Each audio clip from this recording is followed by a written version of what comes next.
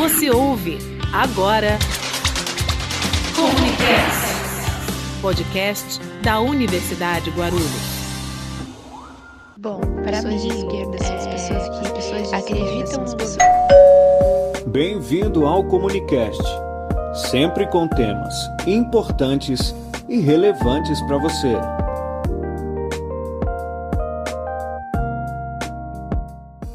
Este é o episódio 2 da temporada 2022 do Comunicast.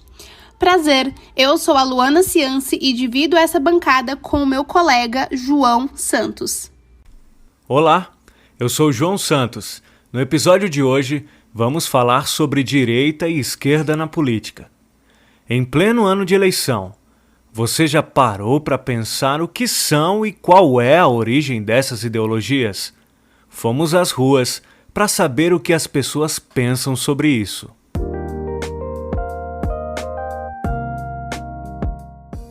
Bom, para mim, as pessoas de esquerda são as pessoas que acreditam no governo, que dependem do governo, que acreditam que tudo vai melhorar com a ajuda do governo, né? Já as pessoas de direita, elas são mais individualistas, elas acreditam que os poderes, que os direitos individuais, eles têm muito mais força do que o poder do governo, que no caso seria o poder da esquerda. Para você, o que é direita e esquerda na política, falando da direita. Bom, a direita em si ela se descreve como tradicionalista, né? Tradicional. Casais héteros, filhos, hierarquia social. Se você está lá embaixo é porque você não se esforçou o suficiente, isso é normal, tem que existir isso, né? Privilegia bastante a economia, mas a economia para grandes empresários. E aí é onde a grande dificuldade é dos menores crescerem. Então quem é grande fica maior, quem é pequeno fica menor, né? Apesar desse liberalismo aí dito, até existe, na verdade, mas esse senso de igualdade que a direita tem, esquece da equiparidade, tá? Então é isso, né? Segue uma linha tradicional, aceita as diferenças sociais como se fosse algo normal e consequência de uma hierarquia. Privilegiando a economia, principalmente para os grandes.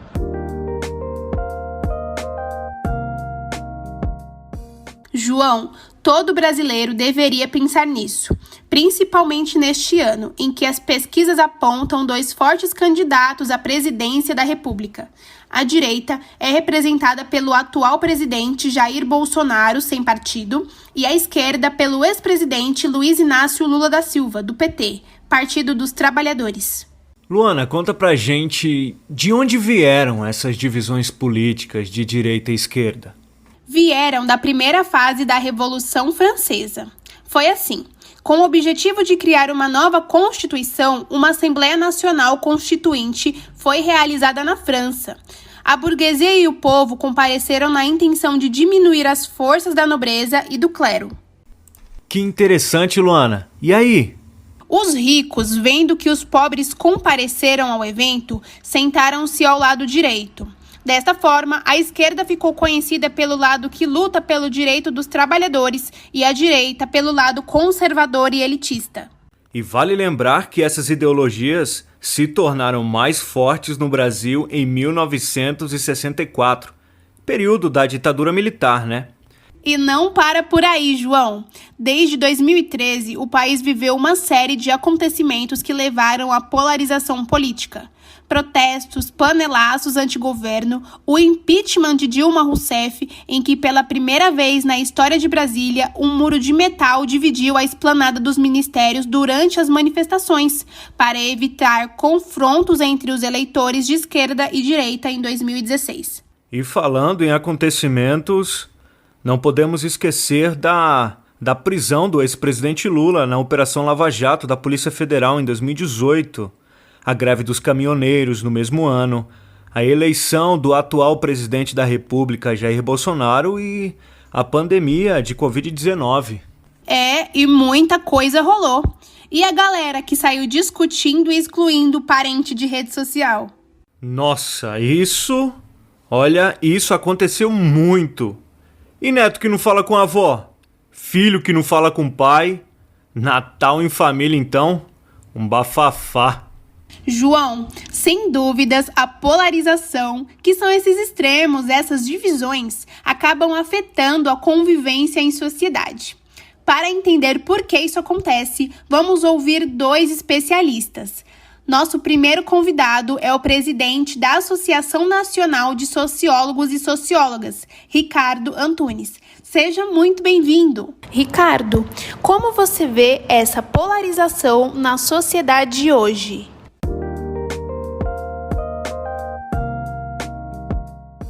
Como a polarização afeta a convivência em sociedade? É importante registrar no começo dessa entrevista, dessa colocação, que ao longo da história da humanidade, né, o homem procurou forma de sobreviver, de se adaptar, se ajustar. E nesse percurso, uma das formas de sobreviver, de se adaptar foi estar em grupo, se relacionar, formar, se constituir em grupo. E essa questão do grupo converge, né, esse ser humano a se ajustar a um determinado grupo, a outro determinado grupo. O que não é ruim, a grande questão é quando você se ajusta, quando você se adapta a um determinado grupo ou ao outro e você se orienta, você se encaminha para grupos que têm expressões que eles não abrem mão dessas teses, dessas concepções, e você converge para um lado ou para o outro. Isso, se for de forma extrema, né, os grupos do qual você vai participar, isso impossibilita a questão da tolerância e do diálogo. E numa democracia é fundamental que a gente tenha tolerância e diálogo. Ou seja, ao optar por extremos, você impede com que você faça diálogo com o seu outro amigo, as suas relações familiares. É importante que você pense, né, a reflexão que se faça, que a polarização, o extremo, ele não é saudável nesse sentido de que você fique, né, preso a uma ideia e se alimente dessa ideia. E essa questão das redes sociais, ela favorece, ela impulsiona muito essa questão de que você é induzido, convencido a uma ideia e você não abre espaço para o diálogo, para a conversa, para a tolerância. E aí você não constrói, nesse sentido, não se constrói relações saudáveis. Com certeza, Ricardo. Para se juntar a nós nessa conversa tão importante, aqui está o professor de Direito e Jornalismo da UNG e cientista político, professor Guilherme Amaral. Isso que as pessoas chamam de polarização hoje, acho até que é em alguma medida uma polarização, a gente tem que tomar cuidado como a gente compreende a polarização hoje. Eu discordo completamente que Lula seja o oposto de Bolsonaro. Não é. Pelo menos não no sentido de ser de radicalismo político. O radicalismo político eu enxergo no Bolsonaro. Porque ele é contra o sistema, contra a democracia, a favor da ditadura, contra os direitos das minorias, contra os direitos das pessoas homoafetivas, das pessoas trans, contra os negros, contra o meio ambiente. Na verdade, ele é contra tudo que está escrito na Constituição de 1988 e tudo que foi pactuado. Então, eu falo isso para a gente colocar a polarização no lugar correto, ou seja, o que está em jogo nesse momento no Brasil é a permanência da democracia e dessa democracia dentro do sistema capitalista e dos gestores do capitalismo diante dos objetivos da Constituição de 88, né, de uma gestão que seja focada no bem comum, ou de um projeto que busque que busque um poder que fique mais centrado no executivo e menos e que possa manipular o poder judiciário, que possa manipular o poder legislativo e que possa fazer com que a Constituição de 88, de alguma maneira, não se cumpra, ou pior do que isso, se cumpra ao contrário, né? Que a gente consiga ter o mundo invertido, efetivamente realizado. E eles têm tido sucesso nisso, o que é extremamente assustador. Professor Guilherme Ricardo, explique pra gente de maneira simples, o que diferencia a direita e a esquerda no Brasil hoje? Esquerda, pautas identitárias, as questões raciais, as questões da homofobia, sexismo, essas questões sociais, identitárias estão mais identificadas, estão mais afetas aos movimentos sociais de esquerda. A questão os movimentos sociais de direita são ligados aos conservadores, ao conservadorismo. Pauta contra o aborto, a defesa da família, essas pautas mais ligadas ao conservadorismo, que são pautas identificadas, pautas voltadas aos movimentos de direita. Muitos motivos podem levar uma pessoa a ser de esquerda ou de direita. Em geral, tem a ver com a cultura, com a sua formação política, com a sua classe social, com a sua religião, com a maneira como a pessoa se vê diante do mundo, com a forma como a pessoa foi educada, quais os valores que essa pessoa adquiriu ao longo da sua vida. E isso faz com que mude muita coisa. As pessoas de direita, de uma maneira geral, são pessoas que se identificam mais com a sociedade como ela está, ou, como eu falei, a sociedade como ela um dia supostamente foi. Com grande frequência, estes que querem voltar ao tal do status quo ante, ou seja, de uma época anterior à época que a gente está vivendo, tem uma visão mítica do passado. Então existem objetivos específicos em ambos os lados? O que me leva a pensar que não existe democracia sem divergência de opiniões, certo? Haver divergência de opinião caracteriza uma sociedade democrática dentro do que a gente entende que é a democracia liberal.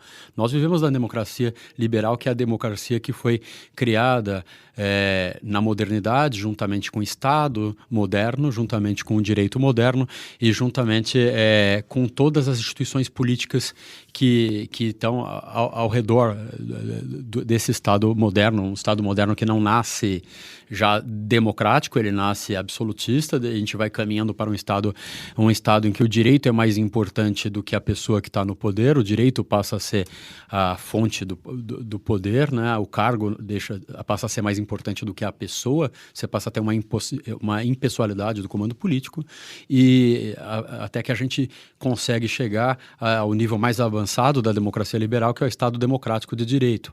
Quando a gente chega no Estado democrático de direito, a gente alcança um patamar democrático e de estruturas políticas, de instituições políticas que pressupõem haver alternância de poder e pressupõe a existência de vozes diferentes competindo pelo poder. A própria ideia de competição é uma ideia análoga ao capitalismo, né? Daí a democracia liberal tem essa vertente, né? E que nem sempre é uma concorrência real. Muitas vezes os partidos, até por serem financiados pelas mesmas forças econômicas, trocam o seu lugar no poder e defendem as mesmas ideias. Muitas vezes a esquerda ou a direita no poder mantém a mesma política econômica porque são bancados pelos mesmos bancos, pelas mesmas grandes empresas, né, empreiteiras, no caso aqui do Brasil. Então, com grande frequência, na verdade, a democracia liberal, em certo sentido, é uma farsa, porque não importa quem ganha, quem governa não é quem está no poder, mas quem governa é o poder econômico e que, via de regra, não é de esquerda. O poder econômico defende a conservação do sistema, então representa um pensamento conservador. Ou seja, a democracia liberal, e esta é uma crítica que se faz, uma crítica consciente que se faz, ela é muitas vezes uma farsa ou uma cilada da direita. Nem por isso eu defenderia outra coisa que não ela, porque dentro do que a gente conheceu no mundo, ela ainda parece ser mais confiável ou mais facilmente conquistável do que outras formas de poder, que são todas elas, em alguma medida, formas de poder autoritárias. Enquanto tem gente que se importa demais com a política, do outro lado temos pessoas que nem se interessam. Ricardo, por que isso acontece? O que podemos colocar é que nós temos uma análise marxista, né, que eu acho que mais se aproxima. É algo que eu acredito, que eu estudo, né? Uma sociedade dividida em classes, né? A classe burguesa e a classe trabalhadora. E no meio quem media esse conflito, né? Há um conflito entre essas classes, né? Quem faz a mediação desse conflito é o Estado, né? Esse Estado também, ele é composto de classe também trabalhadora e de classe burguesa, né? Mas como quem detém o poder econômico é a classe burguesa, essa classe burguesa acaba manipulando, conduzindo esse Estado. E desta forma ela consegue... através da ideologia, né, da ideologia dominante, que a gente chama ideologia da classe burguesa, ela consegue manipular, seduzir a sociedade para as formas, para os seus projetos, que é a essência, né, do capitalismo, é a exploração. Então, essa sociedade, essa classe burguesa, ela consegue usar, ela consegue manipular, ela consegue dominar a sociedade usando essa ferramenta, né, chamada ideologia, que a ideologia a gente pode conceber os meios de comunicação, a questão cultural, a gente pode colocar tudo nesse bojo. São formas, são ferramentas que a classe burguesa utiliza para seduzir, para poder explorar essa classe trabalhadora, enganar essa classe trabalhadora. E é uma classe trabalhadora que passa o tempo todo trabalhando, né, e tem pouco tempo para descansar, né? Boa parte do seu tempo tem um tempo dormindo e o tempo do trabalho tem pouco para esse tempo para descansar. Essa classe dominante usa desses subterfúgios, dessas ferramentas para alienar, né, um termo que a gente usa, essa classe trabalhadora, ou seja, fazer com que ela não perceba esse conflito, né, esse conflito. E nesse sentido, no tempo ocioso do trabalhador, que ele poderia estar se formando, se conscientizando, né, para entender essa questão da exploração da classe burguesa, ele é seduzido por outras formas, pelas formas alienantes, por uma cultura mais rasa. Eu estou até procurando um termo aqui, uma forma o entretenimento em si, né? Então o trabalhador é levado ao entretenimento e não a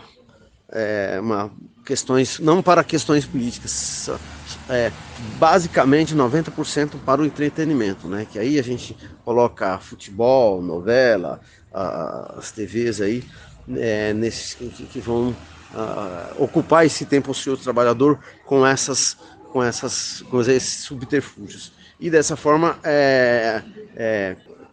leva as pessoas não se interessarem pela política, pelo debate, pela discussão, para o entendimento do funcionamento dessa sociedade.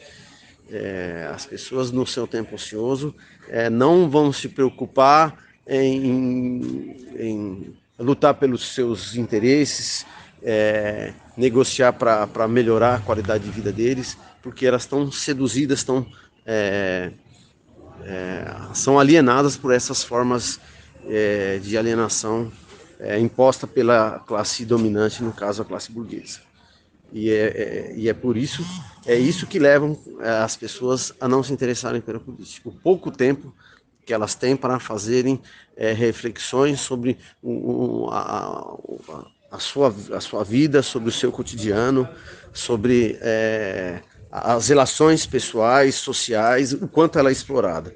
E como ela e é promovido pela própria classe dominante as formas com que essa classe trabalhadora é dominada, né?